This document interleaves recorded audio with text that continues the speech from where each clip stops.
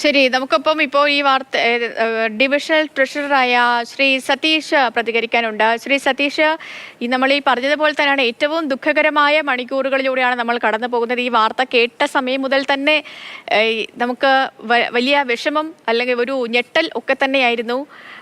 താങ്കളുടെ ഒരു ഇതനുസരിച്ച് നമുക്ക് ഈ വാർത്ത വന്നതിന് ശേഷം കേൾക്കുന്ന ഒരു സംഭവമാണ് ഈ എറണാകുളം പാട്ന എക്സ്പ്രസിൽ. ഇതൊരു സ്ഥിരം സംഭവമാണ്.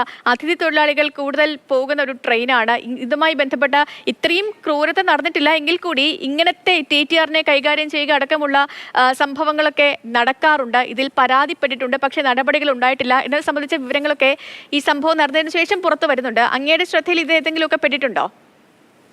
നിരവധി സംഭവങ്ങൾ ഇതുമായി ബന്ധപ്പെട്ട് പറയാനുണ്ടാവും. കാരണം ഇതൊരു കേരളത്തിൽ നിന്ന് നോർത്ത് സൈഡിലേക്ക് പോകുന്ന ട്രെയിനുകളിലെല്ലാം തന്നെ സംഭവിക്കുന്ന ഒരു വിഷയമാണ്. ഭീഷണിപ്പെടുത്തി പോകുക എന്നുള്ളത് അവരുടെ സ്ഥിരം കാഴ്ചപ്പാടായി കാണുന്നുള്ളൂ. കാരണം ഈ വണ്ടിയിലെല്ലാം സുരക്ഷാ ഉദ്യോഗസ്ഥരോടൊപ്പം ചെക്കിങ്ങിന് പോകാൻ വേണ്ടി പല സമയങ്ങളിലും TTമാർക്ക് കഴിയുന്നില്ല. ഒറ്റയ്ക്കുള്ള ചെക്കിംഗ് ആണ് പല ട്രെയിനുകളിലും നടക്കുന്നത്.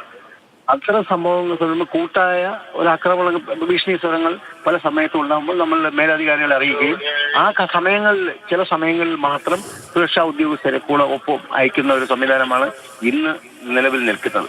പക്ഷെ അത് മാറണം. ഏറ്റവും ദുഃഖകരമായൊരു അവസ്ഥയാണ് നമ്മളിന്ന് കേരളം മൊത്തത്തിൽ ഒന്നാകെ ഈ ശ്രീ വിനോദിന്റെ മരണത്തിൽ അപലപിച്ചുകൊണ്ടിരിക്കുന്നത്.